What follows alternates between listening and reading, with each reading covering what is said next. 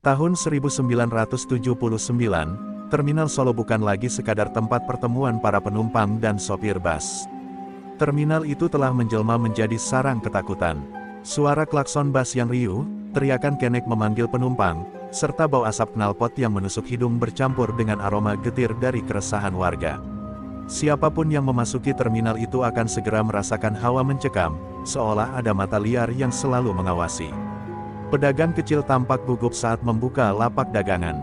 Ada yang berjualan rokok eceran, nasi liwet, hingga mainan anak-anak, tapi semuanya dilakukan dengan hati-hati, seakan setiap saat bisa datang badai yang merenggut rezeki mereka. Bukan badai alam, melainkan badai manusia, para preman bengis yang menjadikan terminal sebagai ladang pemerasan. Cepetan, lakuin aja, nanti kalau mereka datang, kita sudah siap kasih setoran, bisik seorang penjual sate pada istrinya. Tangannya bergetar saat menusuk daging ayam ketusukan bambu. Sang istri hanya mengangguk, matanya penuh ketakutan. Begitu besar rasa takut itu, hingga suara langkah kaki preman yang mendekat sudah cukup membuat dagu mereka gemetar. Di sisi lain, para sopir bus juga tak kalah resah. Mereka bekerja seharian mengangkut penumpang dengan keringat bercucuran, namun saat menurunkan penumpang di terminal, sebagian besar penghasilan harus diserahkan kepada preman. Tidak ada yang berani melawan. Hukum seakan tidak berpihak, dan aparat seakan menutup mata. Seorang nenek penjual nasi liwet duduk bersila di sudut terminal. Dagangannya sederhana, sepanci nasi hangat, ayam suwir, dan sambal. Namun setiap hari, separuh dagangannya pasti dirampas. Dengan wajah pasrah, ia hanya bisa berdoa lirih, "Ya Allah, kapan penderitaan ini berakhir? Kapan orang-orang jahat itu mendapat balasan?" Terminal itu kini lebih mirip penjara terbuka bagi rakyat kecil. Tak ada yang bisa bergerak bebas tanpa rasa takut. Anak-anak kecil yang dulu riang bermain di sekitar terminal, kini tak pernah lagi terlihat. Orang tua melarang mereka datang, takut jika suatu saat mereka juga jadi korban amukan preman. Namun, di antara wajah-wajah pasrah dan putus asa itu, ada satu sosok yang berbeda. Seorang pria parubaya duduk diam di bangku kayu dekat warung kopi. Wajahnya keras, kulitnya terbakar matahari, dan matanya tajam meski tertutupi asap rokok kretek yang mengepul dari bibirnya. Ia tampak tenang, terlalu tenang, seolah semua kekacauan di terminal itu hanyalah sebuah pertunjukan yang sedang ia tonton. Nama pria itu adalah Pak Dharma. Tak banyak yang mengenalnya, bahkan sebagian orang mengira ia hanya lelaki tua pengangguran yang sering mondar-mandir di terminal. Namun di balik tatapannya yang dalam, tersimpan api dendam yang belum padam. Ia memperhatikan setiap kejadian, setiap pemalakan, setiap tangisan. Dan di dalam hatinya, perlahan tersusun janji, terminal ini tidak akan selamanya menjadi neraka. Akan tiba waktunya neraka itu dibakar balik oleh api yang lebih besar. Sore itu, langit terminal Solo mulai memerah. Matahari perlahan turun, namun suasana di terminal justru semakin tegang. Warga dan pedagang kecil menunduk saat suara berat penuh kemarahan menggema dari arah pintu masuk. Derap langkah kasar terdengar, diiringi suara tawa yang tidak pernah membawa bahagia. Dialah Rambojo, sosok yang namanya disebut dengan nada ketakutan di setiap sudut terminal. Tubuh Rambojo tinggi besar, penuh tato samar yang menghiasi lengannya. Rambutnya gondrong berantakan, matanya menyala seperti binatang buas yang siap menerkam. Suara teriakannya selalu diikuti oleh makian-makian kasar, seakan ialah penguasa tunggal di tempat itu. "Heh, mana setoran kalian? Jangan pura-pura miskin di hadapan gue. Kalau dagangan laku, uangnya ke gue dulu, ngerti?" Bentaknya pada sekelompok pedagang. Seorang penjual rokok kecil yang gemetar mencoba memberikan beberapa lembar uang lusuh. Namun Rambojo menamparnya keras-keras hingga rokoknya berhamburan ke tanah. "Segini doang, mau ngelawak lo? Jangan bikin gue ketawa, bisa gue kubur lo hidup-hidup," teriaknya sambil menendang lapak rokok itu hingga terbalik. Pedagang lain hanya bisa menunduk, tak seorang pun berani melawan. Di sudut terminal, nenek penjual nasi liwet yang tadi sudah pasrah kembali jadi korban. Rambojo mendekat, membuka panci nasi liwetnya tanpa izin, lalu mengambil segenggam nasi dan lauk dengan tangan kotor. Ia melahapnya sambil menatap nenek itu dengan senyum sinis. "Enak, Bu, tapi inget, gue nggak bayar. Kalau lo ngeluh, bisa-bisa lo nggak dagang lagi besok," katanya sambil mendorong panci itu hingga hampir tumpah. Air mata nenek itu jatuh tanpa bisa ditahan. Suasana semakin hening. Anak-anak kecil yang masih berani berlarian langsung diam ketika melihat Rambojo. Sopir bus menutup jendela, pura-pura sibuk merokok agar tidak ditarik uang lebih. Semua orang menunduk, seolah lebih baik buta dan tuli daripada menantang kemarahan penguasa terminal itu. Dari bangku kayu yang sama, Pak Dharma masih duduk tenang. Ia menghisap rokok kreteknya dalam-dalam, asapnya mengepul perlahan ke udara. Matanya tak pernah lepas dari sosok Rambojo. Setiap gerakan kasar, setiap caci maki, dan setiap wajah takut warga, ia simpan dalam ingatan. Tatapannya bukan lagi sekadar mengamati, tatapannya penuh api yang menunggu saatnya menyala. Pak Dharma tahu, inilah sosok yang selama ini menjadi biang penderitaan. Rambojo bukan sekadar preman biasa. Ia adalah luka lama yang masih basah, karena dialah yang pernah terlibat dalam pengeroyokan yang merenggut nyawa anaknya bertahun lalu. Kini, melihat Rambojo beraksi dengan kesombongan yang sama, darah Pak Dharma mendidih dalam diam. Terminal Solo sore itu seakan berhenti bernapas. Semua orang tunduk di bawah teror Rambojo. Namun hanya satu pasang mata yang menatapnya lurus, tanpa takut, tanpa gentar, mata Pak Dharma. Dan dari sanalah awal perhitungan itu perlahan akan dimulai. Malam turun di Terminal Solo, namun bukannya membawa ketenangan, justru membuat ketakutan semakin meresap ke tulang. Lampu-lampu redup yang menggantung di tiang terminal hanya mampu memberi cahaya samar, menambah kesan muram yang sudah lama menyelimuti tempat itu. Di setiap sudut, terdengar bisik-bisik warga yang menahan keluh kesah mereka. Namun suara mereka terlalu lirih, kalah oleh teriakan kasar para preman yang masih berkeliaran. Seorang sopir bus tua duduk di belakang setir sambil menunduk, wajahnya kusut penuh peluh. Hari itu ia sudah menarik penumpang sejak pagi, namun hampir separuh penghasilannya melayang ke tangan preman. Dengan suara serak ia mengeluh pada kawannya, "Kita kerja mati-matian, tapi ujung-ujungnya cuma bikin perut mereka kenyang.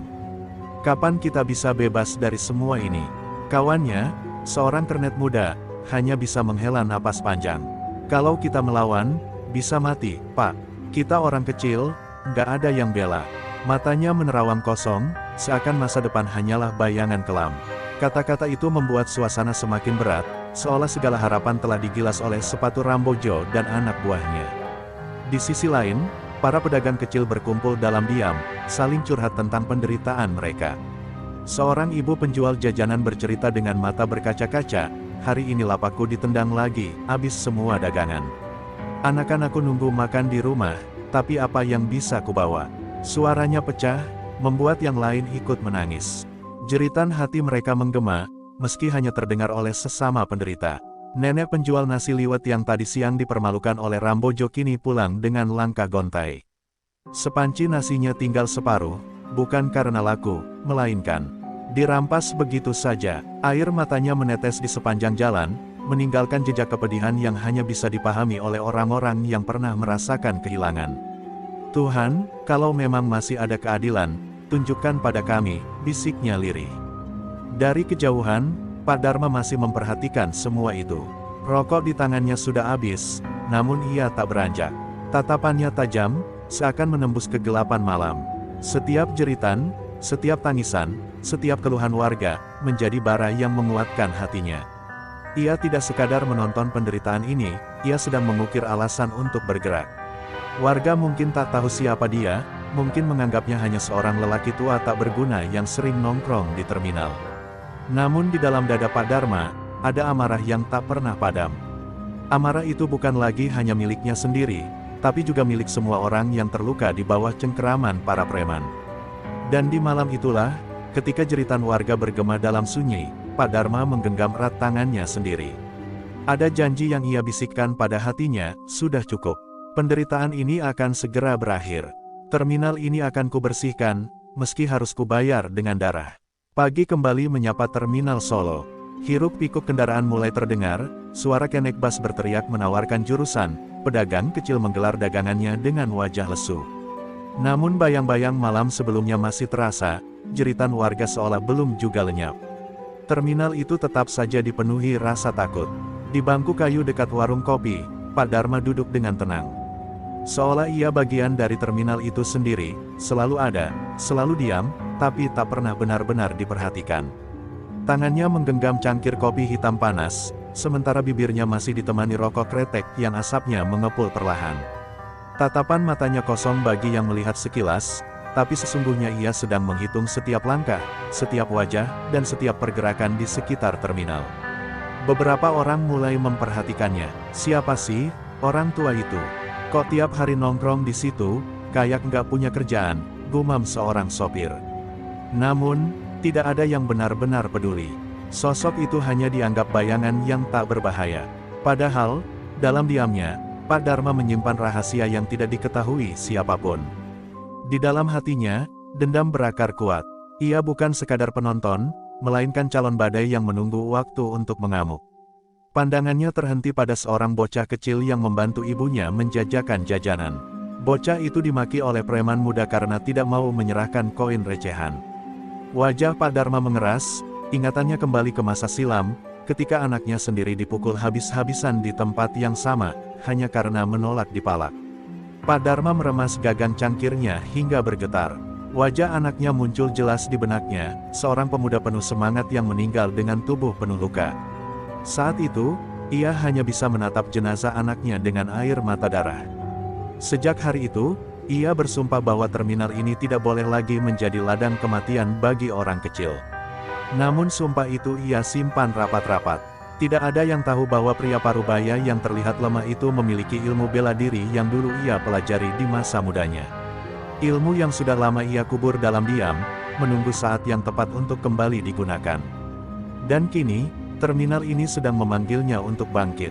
Beberapa preman lewat di depannya, menyalakan rokok sambil tertawa keras. Mereka tidak tahu bahwa tatapan Pak Dharma menempel pada mereka, seperti mata elang yang mengintai mangsa. Di balik wajah tuanya yang tenang, ada badai yang siap menerkam kapan saja.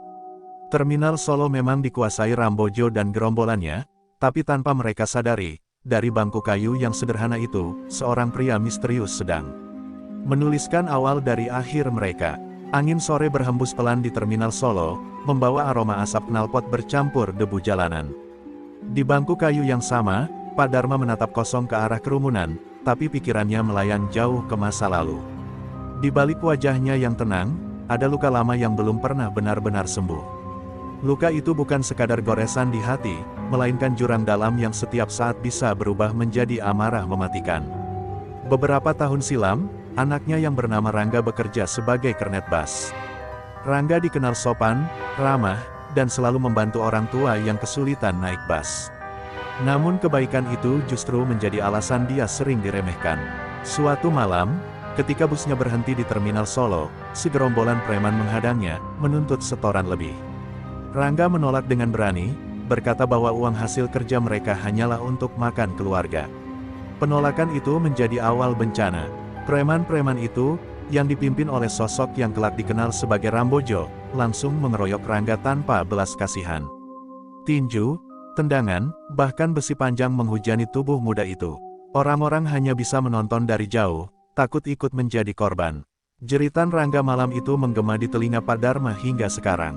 Pak Dharma berlari sekuat tenaga begitu mendengar kabar, namun yang ia temui hanyalah tubuh anaknya tergeletak bersimbah darah di tanah terminal. Mata Rangga masih terbuka, seolah belum rela meninggalkan dunia. "Bapak, jangan biarkan mereka menang," itulah kata terakhir yang keluar dari bibir anaknya. Setelah itu, tubuh Rangga kaku dan dingin, meninggalkan luka yang menancap dalam di hati seorang ayah. Sejak hari itu, Pak Dharma tidak lagi sama. Ia menutup diri dari dunia luar, hidup dalam kesunyian dengan bara dendam yang ia pupuk setiap hari. Terminal Solo bukan lagi sekadar tempat, melainkan monumen penderitaan yang mengingatkannya pada kehilangan paling besar dalam hidupnya. Setiap kali melihat preman menginjak-injak warga kecil, ia seperti kembali mendengar suara anaknya yang meminta keadilan. Banyak orang mengira Pak Dharma sudah gila, karena sering duduk sendirian berjam-jam di terminal. Padahal sesungguhnya, ia sedang menunggu saat yang tepat untuk menepati janji pada anaknya. Janji bahwa darah yang tertumpah tidak akan sia-sia, dan bahwa teror preman tidak akan berkuasa selamanya. Malam itu, ketika terminal mulai sepi, Pak Dharma berdiri dan berjalan menuju sudut gelap. Tangannya menyentuh sebuah bungkusan kain yang selalu ia sembunyikan. Di dalamnya ada sebilah pisau tua dan seutas ikat kepala hitam, peninggalan masa mudanya ketika ia masih seorang pendekar. Ia menghela napas panjang, lalu berbisik lirih, "Rangga, waktunya sudah dekat." Langkahnya perlahan menjauh, tapi matanya memancarkan cahaya baru. Luka lama itu kini bukan lagi sekadar kenangan, melainkan bahan bakar yang akan menyalakan api perlawanan. Terminal Solo tidak akan pernah sama lagi, karena seorang ayah yang kehilangan telah siap menagih balasannya. Malam itu, langit Terminal Solo gelap gulita. Lampu-lampu jalanan temaram, sebagian padam, membuat suasana semakin mencekam. Hanya terdengar suara serangga malam dan sesekali teriakan kasar dari para preman yang masih berkeliaran. Mereka menganggap terminal adalah istana mereka, tempat di mana hukum tak berlaku, dan siapapun yang masuk harus tunduk. Namun malam itu, sesuatu yang berbeda sedang bergerak dalam senyap. Pak Dharma melangkah pelan di antara bayangan, menyusuri lorong gelap terminal. Wajahnya keras, napasnya teratur, tangannya menggenggam ikat kepala hitam yang ia lilitkan di dahi. Malam ini, ia bukan lagi sekadar penonton. Malam ini, ia adalah eksekutor yang datang membawa perhitungan. Di dekat warung sate yang sudah tutup, sekelompok preman tengah memalak seorang pedagang yang terlambat beres-beres. Pedagang itu memohon-mohon, "Ampun, jangan lagi, dagangan saya tinggal sedikit." Namun salah satu preman justru menendang gerobaknya hingga terbalik. Tawa mereka pecah, memecah kesunyian malam. Tiba-tiba, suara berat menggema dari kegelapan. Cukup, hanya satu kata, namun cukup membuat mereka berhenti tertawa. Dari balik bayangan, Pak Dharma muncul dengan langkah tenang. Asap rokoknya mengepul, matanya menatap tajam seperti pisau. Para preman saling pandang, bingung siapa lelaki tua yang berani menghadang mereka. "Siapa lo? Berani-beraninya ganggu urusan kami," bentak salah satu preman sambil maju dengan pisau lipat di tangannya. Namun sebelum ia sempat bergerak lebih jauh, tubuhnya sudah terhempas ke tanah. Pak Dharma bergerak cepat, tangannya memelintir pergelangan musuh dan menghantam dada dengan keras. Satu preman tumbang, napasnya megap-megap. Yang lain terkejut, tapi segera menyerbu. Namun perlawanan itu hanya berlangsung singkat. Tubuh mereka terlempar satu persatu, dihantam dengan pukulan cepat dan tendangan yang presisi. Dalam hitungan detik, 3 orang preman tergeletak di tanah, mengerang kesakitan. Pedagang yang tadi dipalak menatap tak percaya, matanya berkaca-kaca antara takut dan kagum. Pak Dharma berdiri tegak di tengah mereka. Ia menatap preman yang tersisa dengan dingin. "Sampaikan pada Rambojo," ucapnya pelan namun tajam, "hari-hari kalian sudah dihitung. Terminal ini bukan milik kalian." Kata-kata itu menusuk lebih dalam daripada pukulan manapun. Para preman yang masih sadar berlari terbirit-birit, meninggalkan rekan-rekannya yang pingsan. Malam itu menjadi saksi awal perlawanan. Untuk pertama kalinya sejak bertahun-tahun, darah preman yang biasa menindas justru tumpah di terminal. Dan bagi warga yang diam-diam mendengar kabar itu, muncul secercah harapan baru. Sosok misterius yang selama ini hanya duduk di bangku kayu kini telah menunjukkan taringnya. Perlawanan telah dimulai, dan terminal itu tidak akan pernah sama lagi. Malam itu terminal lengang, hanya suara jangkrik dan deru angin yang terdengar. Beberapa preman berjaga dengan wajah tegang, menenteng besi, rantai, dan golok. Mereka ditugaskan Rambojo untuk menemukan dan menghabisi sosok misterius yang telah menebar ketakutan. Namun tanpa mereka sadari, mata tua Pak Dharma mengintai dari kegelapan, menunggu saat yang tepat. Seperti bayangan, ia bergerak cepat. Dalam hitungan detik, 2 preman yang berjaga di dekat warung kosong terkapar dengan leher penuh goresan. Tidak sampai membunuh, tapi cukup untuk meninggalkan luka yang membuat mereka menjerit kesakitan. Di samping tubuh mereka, Pak Dharma menorehkan huruf besar di dinding dengan darah peringatan. Keesokan paginya, terminal gempar. Orang-orang berkerumun melihat dinding penuh coretan darah itu. Preman-preman tergeletak dengan tubuh penuh luka, sementara polisi hanya datang sekilas lalu pergi seolah tidak ingin ikut campur. Warga kecil berbisik-bisik dengan mata berbinar.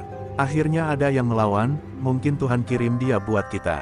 Rambojo mendengar kabar itu dengan wajah menghitam karena marah.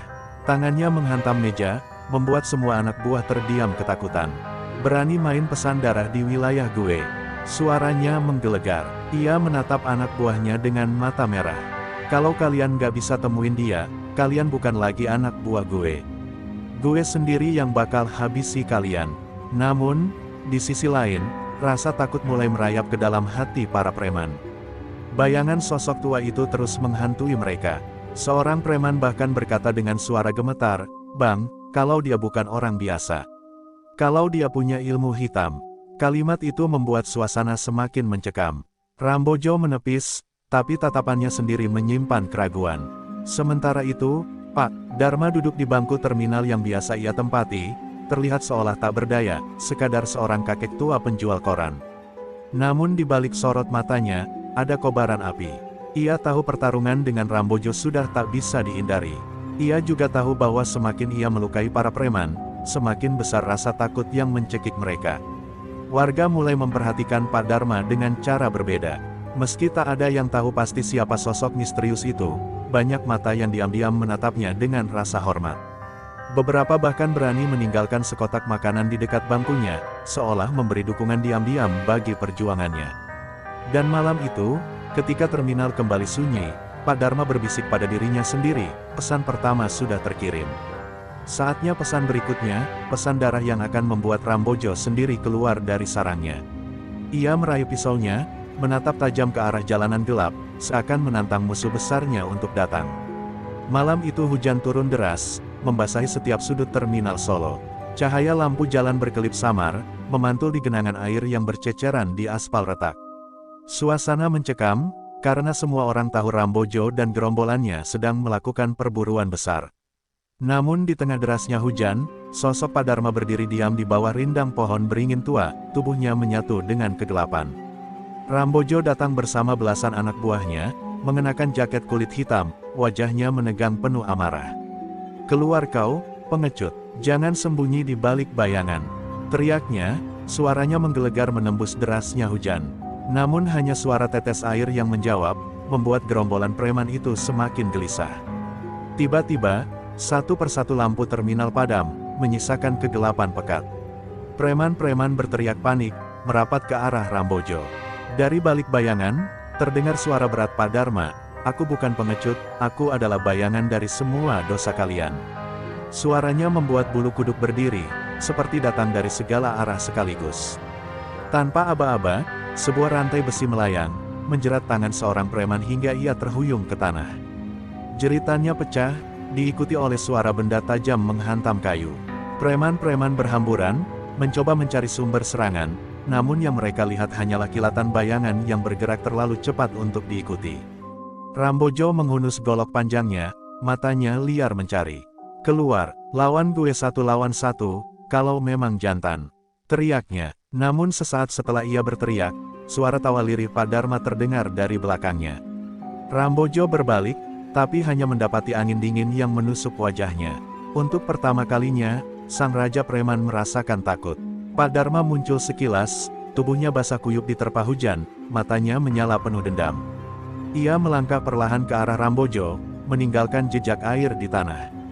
"Kau yang memulai semua ini, dan malam ini, bayangan akan menuntut darahmu," ucapnya dingin. Anak buah Rambojo mencoba menghadang, namun dalam sekejap mereka terkapar satu persatu, dipukul, dijatuhkan, ditinggalkan dengan luka yang membuat mereka menjerit kesakitan. Pak Dharma tidak membunuh, tapi setiap gerakannya seperti pesan yang jelas, bahwa waktunya bermain sudah habis. Kini hanya tersisa Rambojo dan Pak Dharma, berdiri berhadapan di tengah hujan deras, dengan genangan air sebagai saksi. Bayangan keduanya tercetak di tanah, seolah dua arwah lama yang akhirnya dipertemukan untuk menuntaskan hutang darah. Hujan semakin deras, seolah langit ikut murka menyaksikan pertarungan yang akan terjadi. Air mengalir deras di tanah terminal, menciptakan genangan yang memantulkan bayangan dua sosok, Rambojo dengan golok panjang berkilat, dan Pak Dharma dengan tatapan mata tajam bagai pedang. Keheningan singkat tercipta, hanya dipecahkan oleh petir yang menyambar.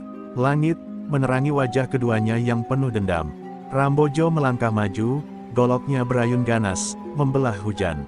Suaranya parau penuh amarah. "Kau pikir bisa takuti aku, orang tua sialan?" teriaknya, lalu menyerang dengan pukulan maut. Pak Dharma bergerak cepat, tubuhnya meliuk menghindar, lalu membalas dengan tendangan keras ke dada Rambojo, membuat sang preman raksasa itu terhuyung beberapa langkah. Benturan demi benturan terjadi. Golok Rambojo menebas udara, memecah bambu, menghantam bangku kayu hingga terbelah. Sementara Pak Dharma menangkis dengan kecepatan tak terduga, tangannya yang tua ternyata masih menyimpan tenaga baja. Setiap serangan dibalas, setiap pukulan dihantamkan, hingga darah mulai bercucuran dari luka-luka kecil di tubuh mereka. Anak buah Rambojo yang tersisa hanya bisa menyaksikan dengan wajah pucat. Mereka belum pernah melihat pemimpin mereka kewalahan melawan seorang pria parubaya. Setiap kali Rambojo mencoba menjatuhkan lawannya, Pak Dharma justru bangkit lebih cepat, matanya semakin menyala oleh dendam masa lalu. "Ini untuk anakku," teriak Pak Dharma, menghantamkan sikunya ke wajah Rambojo. Darah muncrat dari hidung sang preman, bercampur dengan air hujan yang sudah memerahkan tanah. Rambojo meraung seperti binatang terluka, namun amarah justru membuatnya semakin liar, ayunan goloknya semakin membabi buta. Pak Dharma terhantam sekali, tubuhnya terpental ke tanah becek. Namun ia bangkit dengan tangan gemetar, menatap langit hujan yang mengguyur wajahnya. Dalam hatinya ia berbisik, "Aku tidak boleh kalah, bukan hanya untukku, tapi untuk semua orang yang sudah menderita di terminal ini." Kekuatan baru seakan menyusup ke dalam tubuhnya. Dengan teriakan keras, Pak Dharma kembali menyerang. Ia meraih tangan Rambojo, memelintirnya hingga golok terlepas dan terjatuh ke genangan air. Satu pukulan keras menghantam rahang sang preman, membuat tubuhnya terhuyung, lalu jatuh berlutut di tanah yang kini dipenuhi campuran hujan dan darah. Terminal Solo malam itu benar-benar berubah menjadi arena neraka. Hujan deras menutupi jeritan, namun setiap warga yang mengintip dari kejauhan tahu, ini bukan sekadar pertarungan antara dua orang. Ini adalah pertarungan antara dendam rakyat kecil melawan keserakahan preman yang telah terlalu lama berkuasa. Dan darah yang tercurah menjadi saksi bahwa bayangan keadilan akhirnya bangkit. Tubuh Rambojo terhuyung, darah mengalir dari bibirnya, bercampur dengan air hujan yang semakin deras. Matanya yang tadinya penuh arogansi kini mulai menunjukkan keraguan. Untuk pertama kalinya, sang raja preman merasa dirinya benar-benar terdesak. Wajahnya yang garang kini berubah menjadi sosok binatang yang terpojok, menggeram namun tak lagi punya taring. Pak Dharma berdiri tegak meski tubuhnya penuh luka dan darah. Nafasnya terengah-engah, tapi tatapan matanya tidak goyah. "Semua kesombonganmu, semua teriakanmu, malam ini berakhir, Rambojo," ucapnya lirih tapi tegas, suaranya menggetarkan hati setiap orang yang berani menyaksikan dari kejauhan. Rambojo meraung marah, berusaha bangkit, menghantam Pak Dharma dengan tinjunya. Namun dengan cekatan, Pak Dharma menangkis dan membalas dengan pukulan keras ke perut, diikuti tendangan berputar yang membuat tubuh besar Rambojo terpental ke tanah. Dentuman tubuhnya menghantam genangan air, mencipratkan darah ke segala arah. Anak buah Rambojo yang tersisa terpaku. Mereka yang selama ini hidup di bawah bayang-bayang kekuasaannya, kini menyaksikan sang pemimpin dipermalukan di hadapan mata mereka. Beberapa di antara mereka menjatuhkan senjatanya, sebagian lari terbirit-birit, tak sanggup lagi menatap kenyataan bahwa raja mereka runtuh di tangan seorang pria parubaya yang mereka anggap tak berarti. Hujan terus mengguyur, seolah langit ingin mencuci dosa-dosa yang selama ini mengotori terminal Solo. Pak Dharma mendekati tubuh Rambojo yang terkapar. Ia menarik kerah bajunya, menatap mata preman itu dengan dingin. "Ingat baik-baik, rakyat kecil yang kau injak punya kekuatan. Dan malam ini, kau tumbang bukan hanya oleh tanganku, tapi oleh dendam semua orang yang telah kau sakiti." Rambojo mencoba menjawab, namun yang keluar hanya darah dari mulutnya. Teriakan arogan yang dulu menggema di terminal itu kini berganti dengan erangan lemah. Ia tersungkur, tubuhnya gemetar, lalu terdiam di tanah, kalah tanpa mampu melawan lagi. Sorak-sorai lirih mulai terdengar dari balik kios dan bas. Warga yang bersembunyi perlahan keluar, mata mereka berkaca-kaca menyaksikan pemandangan yang selama ini mereka impikan. Raja preman yang menindas mereka selama bertahun-tahun kini kalah telak. Mereka menatap Pak Dharma dengan rasa hormat dan syukur yang dalam. Di bawah hujan deras, Pak Dharma berdiri sendirian. Sosoknya yang renta, tubuhnya penuh luka, namun tegak bagai pahlawan dalam bayangan. Terminal Solo malam itu menyaksikan runtuhnya seorang tiran, dan lahirnya simbol baru, bahwa keberanian, meski datang dari seorang pria parubaya yang dianggap lemah, mampu meruntuhkan penguasa yang paling ditakuti. Hujan yang mengguyur malam itu mulai reda, menyisakan udara dingin bercampur aroma tanah dan darah. Terminal Solo masih dalam keheningan, hanya suara tetesan air dari atap bas yang pecah berulang kali ke tanah. Di tengah genangan, tubuh Rambojo tergeletak, wajahnya pucat, tak lagi menyisakan bayangan raja preman yang selama ini ditakuti. Warga yang bersembunyi akhirnya berani keluar satu persatu. Mereka berjalan hati-hati, seakan masih tak percaya dengan apa yang barusan mereka saksikan. Seorang ibu-ibu pedagang sayur mendekat dengan mata berkaca-kaca, menatap Pak Dharma yang berdiri tegak meski tubuhnya penuh luka. "Gusti Allah, ini keajaiban. Raja Iblis itu akhirnya tumbang," bisiknya, diikuti tangisan kecil yang pecah dari kerumunan. Seorang pemuda sopir bas meninju udara, berteriak lantang, "Rambojo kalah. Dia kalah." Suara itu langsung disambut sorakan gemuruh. Warga kecil, para pedagang, sopir, kenek, dan tukang becak yang selama ini ditekan, akhirnya berani mengangkat kepala mereka. Teriakan mereka menggema, membangunkan harapan yang selama ini terkubur dalam ketakutan. Pak Dharma menatap mereka semua dengan mata berkaca-kaca. Ia tidak mengangkat tangan, tidak berteriak, hanya berdiri diam. Namun sorot matanya sudah cukup untuk membakar semangat. Mereka melihat bukan hanya seorang pria parubaya yang melawan, tapi simbol keberanian yang selama ini mereka butuhkan. Beberapa warga menghampiri tubuh Rambojo, sebagian meludah, sebagian lainnya menendang lemah ke tubuh yang tak berdaya itu. Namun Pak Dharma segera mengangkat tangannya, menghentikan mereka. "Cukup," ucapnya lirih namun tegas. "Dia sudah kalah. Biarkan penghinaan terakhirnya adalah saat ia melihat rakyat kecil berani berdiri tanpa rasa takut lagi." Tangisan berubah menjadi pekikan kebebasan. Warga mulai menyalakan obor dan lampu-lampu kecil, menerangi terminal yang selama ini gelap oleh teror. Suara mereka menyatu menjadi satu, "Hidup rakyat! Hidup keberanian!" Malam itu, terminal Solo bergemuruh bukan karena caci maki preman, melainkan karena teriakan kemenangan warga. Pak Dharma tersenyum samar, meski tubuhnya terasa remuk. Dalam hatinya ia tahu, perjuangan ini bukan hanya tentang dirinya atau dendam pada anaknya yang telah tiada. Ini tentang mengembalikan martabat rakyat kecil yang selama ini diinjak. Dan kini, suara rakyat yang bangkit itu menjadi hadiah terindah bagi pengorbanannya. Malam itu, di Terminal Solo, sejarah baru tercatat. Untuk pertama kalinya, rakyat kecil berdiri di atas reruntuhan tirani, berteriak dengan lantang bahwa mereka tidak akan pernah lagi membiarkan preman, sekejam apapun, menguasai hidup mereka.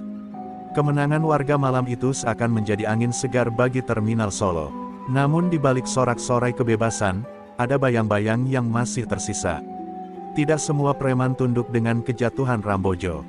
Di sudut-sudut gelap kota, sebagian anak buahnya yang masih setia berkumpul, wajah mereka muram penuh dendam. "Kita tidak bisa diam. Rambojo tidak boleh dipermalukan begitu saja," desis salah satu dari mereka dengan mata merah menyala. Mereka merasa harga diri mereka diinjak.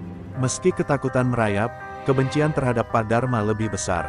Beberapa preman yang dulu hidup nyaman dari hasil pala kini kehilangan pijakan, kehilangan wajah di depan rakyat. Mereka berjanji untuk membalas, meski harus mempertaruhkan nyawa. Bayang-bayang itu diam-diam mulai bergerak, menunggu waktu untuk menyerang kembali. Sementara itu, Pak Dharma memilih menjauh dari keramaian. Setelah pertarungan besar itu, ia duduk kembali di bangku kayu dekat warung kopi, tubuhnya penuh luka tapi wajahnya tenang. Warga yang melihatnya mencoba mendekat, menawarkan bantuan, namun Pak Dharma hanya tersenyum samar. "Kalian sudah bangkit, tugasku hampir selesai," ucapnya dengan suara serak. Namun ketenangan itu tak berlangsung lama. Seorang pemuda berlari terbirit-birit, napasnya tersengal. "Pak, beberapa preman kabur, mereka kumpul lagi, katanya mau balas dendam." Teriaknya panik. Warga yang tadinya merayakan kemenangan kembali dilanda ketakutan. Bayangan gelap kembali menghantui pikiran mereka. Pak Dharma menatap ke langit malam yang mulai cerah setelah hujan reda. Bintang-bintang muncul samar, seakan memberi isyarat bahwa perjuangan belum selesai. Kalau mereka masih berani kembali, berarti darah ini belum cukup menebus kesalahan mereka, gumamnya. Matanya yang penuh dendam kembali menyala, kali ini lebih dingin, lebih tajam. Para warga mulai resah, sebagian ingin lari, sebagian ingin melawan bersama-sama. Namun mereka masih ragu, takut bila balas dendam preman akan lebih kejam dari sebelumnya. Pak Dharma berdiri, tubuhnya yang rentas seolah diselimuti aura yang tak terlihat. "Jangan takut, kalau mereka datang, mereka tidak akan menghadapi kalian. Mereka hanya akan menghadapi aku," katanya mantap. Kata-kata itu kembali menguatkan hati warga. Mereka tahu Pak Dharma bukan orang biasa. Ia bukan sekadar pria tua, melainkan bayangan yang datang untuk menghapus tirani. Meski mereka khawatir, Mereka percaya bahwa ia akan kembali menjadi benteng terakhir bila kejahatan mencoba bangkit lagi. Dan malam itu, di balik lorong gelap Terminal Solo, puluhan mata preman mengintai, menunggu saat yang tepat. Mereka tidak sadar, bayangan yang mereka cari sebenarnya sudah siap menyambut mereka. Pertarungan terakhir belum usai, balas dendam sedang menanti di ujung malam. Malam kembali menyelimuti Terminal Solo. Angin berdesir, membawa aroma tanah basah setelah hujan siang tadi. Di lorong gelap terminal, puluhan preman yang tersisa berkumpul dengan wajah beringas. Mereka menggenggam besi, rantai, dan parang, mata mereka dipenuhi dendam. Malam ini, orang tua itu harus mati. Teriak salah satu dari mereka, membakar semangat yang rapuh di antara ketakutan. Pak Dharma sudah menunggu. Ia berdiri sendirian di tengah lapangan terminal, ditemani cahaya redup lampu jalan. Tubuhnya penuh luka, namun sorot matanya tajam bagai pisau. Ia tidak menggenggam senjata, hanya kepalan tangan yang bergetar oleh tekad. Warga bersembunyi di kejauhan, menahan napas, menyaksikan bayangan terakhir yang akan menentukan nasib mereka. Preman-preman itu menyerbu serentak, jeritan mereka memecah malam. Namun Pak Dharma bergerak cepat, tubuh renta itu seakan memiliki kekuatan gaib. Tinju dan tendangannya menghantam, tanpa henti, membuat beberapa preman langsung terkapar. Rantai yang diarahkan ke kepalanya ia tangkap, dipelintir, lalu digunakan untuk menjatuhkan lawannya. Pertarungan berlangsung sengit, jumlah mereka terlalu banyak, dan tubuh Pak Dharma mulai goyah. Darah kembali mengalir dari pelipisnya, nafasnya tersengal. Namun setiap kali ia hampir jatuh, bayangan wajah anaknya yang dulu dipukuli preman muncul di benaknya, memberi kekuatan baru. Aku tidak boleh tumbang sebelum semuanya berakhir, bisiknya di dalam hati. Satu demi satu preman roboh, tubuh mereka bergelimpangan di tanah. Jeritan berubah menjadi erangan kesakitan. Hingga akhirnya, hanya segelintir yang tersisa, wajah mereka pucat, senjata mereka jatuh dari tangan. Mereka berbalik lari, meninggalkan terminal dengan ketakutan yang jauh lebih besar daripada dendam. Pak Dharma berdiri di tengah terminal, tubuhnya gemetar. Hening kembali menyelimuti, hanya terdengar suara jangkrik dari kejauhan. Warga keluar dari persembunyian, mendekat perlahan. Mereka menatapnya dengan mata berkaca-kaca, lalu serentak bersorak, "Hidup Pak Dharma! Hidup keberanian!" Sorak itu menggema,